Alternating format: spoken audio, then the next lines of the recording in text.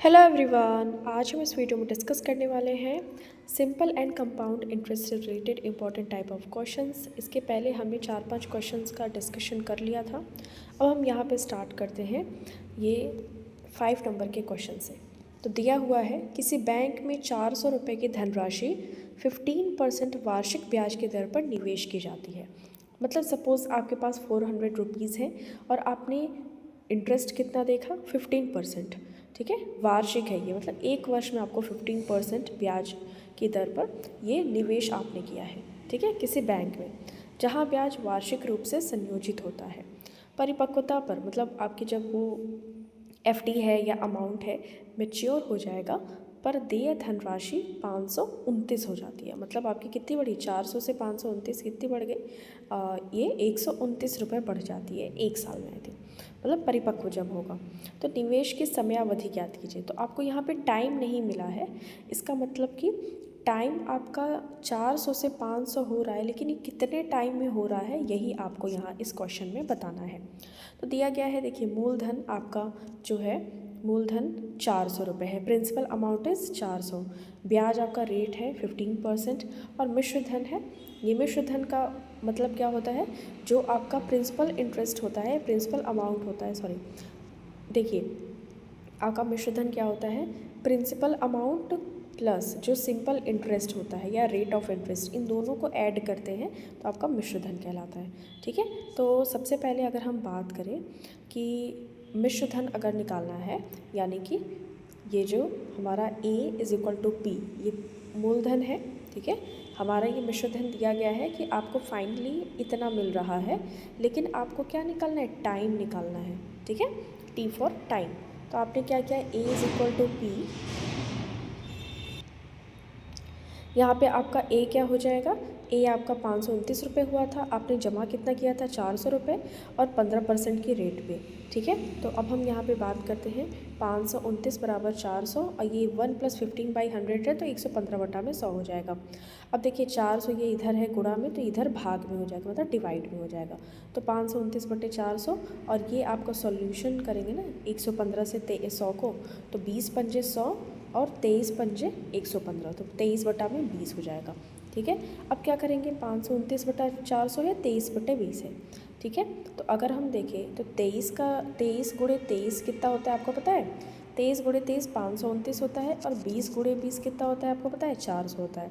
ठीक है, तो ये स्क्वायर करने पर ही आया ना, इसका मतलब टी की वैल्यू कितनी आ गई, 2 आ गई। ये आपका फाइनली करेक्ट आंसर हो जाएगा। T is equal to 2, that means कि आपको कितने लग रहे हैं, 2 वर्ष लग रहे हैं। आपने 400 रुपये जमा किया था 15% की वार्षिक ब्याज की दर पे, तो 2 वर्ष में आपका 529 रुपये हो जाएगा। तो आपका option number B correct answer यहाँ पे हो जाएगा। चलिए नेक्स्ट क्वेश्चन की बात करते हैं। किस ब्याज दर से 2500 रुपये पर 2 वर्ष में 500 रुपये सरल ब्याज मिलता है। देखिए ये DSSB का क्वेश्चन है। तो अगर हम PRT/100 करते, PRT/100, ठीक है, इसी फॉर्मूला से लग जाएगा। प्रिंसिपल अमाउंट आपका कितना है, 2500 है। ठीक है, और रुपए पर 2 वर्ष, टाइम कितना दिया है, 2 वर्ष दिया है। आर हमको पता नहीं है क्योंकि किस ब्याज दर पूछा हुआ है। ठीक है, और 500 रुपये सरल ब्याज, तो PRT/100 इज इक्वल टू हमारा सिंपल इंटरेस्ट 500 दिया हुआ है। बस फॉर्मूला पे रख के कर लेंगे, तो 500/2500 × 2, तो ये 0000 से कट गया, 2 से 500 कट गया, ये आपका फाइनली आंसर आ जाएगा, दर 10% आ जाएगा। ठीक है, तो इस तरीके से ये क्वेश्चन सॉल्व हो गया। नेक्स्ट क्वेश्चन की बात करते हैं।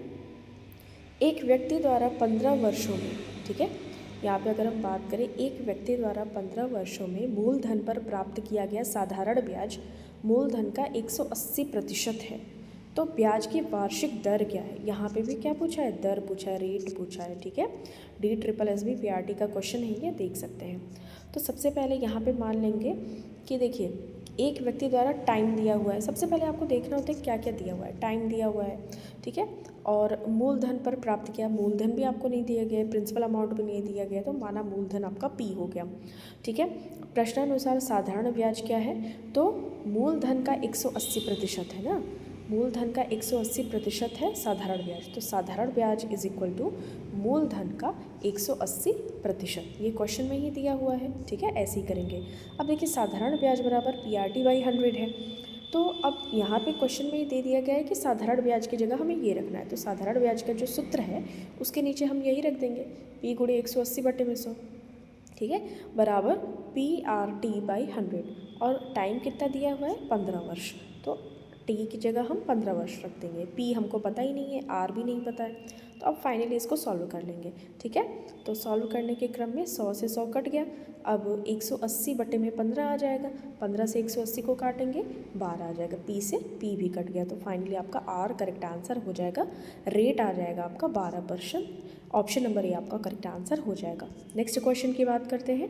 कुछ मूलधन की राशि पर अर्जित साधारण ब्याज प्रति वर्ष 10% की दर से 5 वर्ष में 600 रुपये है, मूलधन ज्ञात करना है, ठीक है। तो इसमें सबसे पहले हमें दिया गया है कि जो साधारण ब्याज है वो हमें दे दिया है 600 रुपये, पर हमें रेट भी दे दिया है, ओके। तब ये देखिए यहाँ पे साधारण ब्याज का सूत्र लगा देंगे, PRT/100। पी क्या दिया हुआ है, आपका साधारण ब्याज दिया हुआ है यहाँ पे कि 5 वर्षों में जो फाइनल वैल्यू आपकी साधारण ब्याज में आती है 600 रुपये आ जाती है। मूलधन आपको पता ही नहीं है, तो पी आपने मूलधन मान लिया है। दर आपका 10% है और समय है आपका 5 वर्ष, ठीक है, 5 वर्ष है, तो बस फाइनली आपका काट पीट के मूलधन आ जाएगा 1200 रुपये। ऑप्शन नंबर आपका डी करेक्ट आंसर हो जाएगा, ठीक है, यहाँ पे 1200। नेक्स्ट क्वेश्चन देखिए, यहाँ पे थोड़ा सा क्वेश्चन अच्छा है, तो देखते हैं। यहाँ पे दिया हुआ है 2460 रुपये की राशि को 2 वर्ष के लिए साधारण ब्याज, ठीक है, 2 वर्ष के लिए, टाइम कितना दिया हुआ है, 2 वर्ष, और 2460 रुपये आपका दिया हुआ है। समान अवधि के लिए 2290 के साधारण ब्याज से 68 रुपये अधिक है, तो ब्याज दर ज्ञात कीजिए। देखिए जो सिंपल इंटरेस्ट का फॉर्मूला है वही PRT/100, ठीक है, मूलधन गुणे दर गुणे समय बटे में 100, तो ये सेम अवधि के लिए है, ठीक है, सेम टाइम के लिए है, तो rate of interest is equal to R1/R2, R1 is equal to R2, same अवधि के लिए सेम रेट, तो PR2 ये दोनों ऑलमोस्ट इक्वल है, ठीक है। अब देखिए ये क्या दिया हुआ है कि साधारण ब्याज से 68 रुपये अधिक है, तो इसको हम यहाँ पे रख लेंगे 68, और ये 2460 गुणे R गुणे 2, और ये 2290 गुणे R गुणे 2, क्योंकि एक जगह मूलधन दिया है 2460, एक जगह मूलधन दिया है 2290, और सेम टाइम ड्यूरेशन, यहाँ देखिए लिखा है ना 2460 रुपये और 2290, तो ये P1 हो गया, ये P2 हो गया, ठीक है, दो राशि और समान अवधि, मतलब T1 भी 2 वर्ष और T2 भी 2 वर्ष, और 68 रुपये साधारण ब्याज से अधिक है, तो ये हो जाएगा आपका।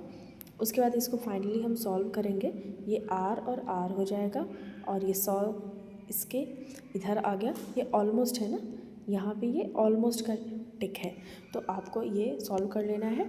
ये 6800 हो जाएगा आपका, और ये काट पीट के 6800/340 आ जाएगा, ठीक है, और ये परसेंट में वैल्यू है क्योंकि हम R निकाल रहे हैं, ठीक है, और ये काटने के बाद में ये 20% आ जाएगी वैल्यू। ऑप्शन नंबर आपका सी करेक्ट आंसर हो जाएगा। नेक्स्ट क्वेश्चन, ये हमारा लास्ट क्वेश्चन होगा, देखते हैं। एक व्यक्ति किसी निश्चित राशि को, ठीक है, 10% की वार्षिक दर से साधारण ब्याज पर उधार देता है, ठीक है, कितना रेट है, 10%, ठीक है, साधारण ब्याज पे ये उधार दे रहा है किसी निश्चित राशि को, वो राशि नहीं पता, तथा 6 वर्षों में प्राप्त किया गया ब्याज उधार दी गई राशि से 880 रुपये कम है।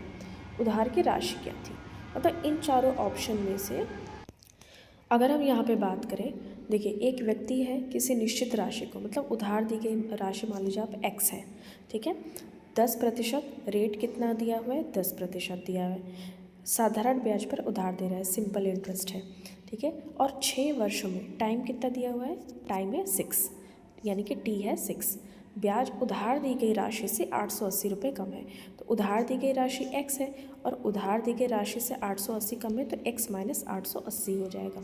यहाँ पे अगर हम देखें तो साधारण ब्याज बराबर x माइनस 880 हो जाएगा, क्योंकि मूलधन इतना है और इतने के बराबर ये हो जाएगा साधारण ब्याज, ठीक है, क्योंकि ये फॉर्मूला ही है इस तरीके का। अब हम इसको सॉल्व करेंगे, x माइनस 880 बराबर 6x/10, ठीक है। तो ये आपका करेक्ट आंसर यहाँ पे हो जाएगा 10x माइनस 8800 बराबर में 6x, और 10x में से 6x घटा देंगे तो आ जाएगा आपका 4x बराबर 8800, और इसको हम डिवीज़न कर देंगे तो 2200 रुपये आ जाएगा। मतलब 2200 रुपये दिया गया था, उसमें से 880 रुपये कम दिया है वो जिसने भी उधार लिया था। तो उधार दी गई राशि कितनी थी? उधार दी गई राशि थी 2200 रुपये, जिसमें से 880 रुपये लेकिन उसको कम मिला। तो आपका करेक्ट आंसर हो जाएगा option number A. I hope आपको ये क्लियर हो गया होगा। नेक्स्ट क्वेश्चन भी इसी तरीके से ही है। तो ये देखिए 2 वर्षों के लिए यहाँ पे टाइम दिया गया है 2 वर्ष, प्रतिवर्ष 10%, तो रेट दिया गया है 10%, और 24,000 पर चक्रवृद्धि ब्याज ज्ञात कीजिए, जो वार्षिक रूप से चक्रवृद्धि होता है। तो इसका एक फॉर्मूला होता है, ये चक्रवृद्धि ब्याज का फॉर्मूला होता है P = 1 + R/100। ये n होता है, ये टाइम होता है, और -1 होता है। ये एक फॉर्मूला है चक्रवृद्धि ब्याज का, वेरी इंपॉर्टेंट। चक्रवृद्धि आपका है 24,000, रेट आपका कितना है? रेट है आपका 10% है। तो ये आपका सॉल्यूशन हो जाएगा 100 एकम 100, 100 धन 10, 110 हो जाता है, ठीक है। और 110 और बटे में 100, तो ये -1 का स्क्वायर करते हैं ना, तो 121 बटा में 100 आ जाता है। तो इस तरीके से आपका काट पीट के आपका करेक्ट आंसर 5040 रुपये आ जाता है। आपका option number D correct answer हो जाएगा। चलिए फिर मिलते हैं आपसे नेक्स्ट वीडियो में। प्लेलिस्ट बना दी गई।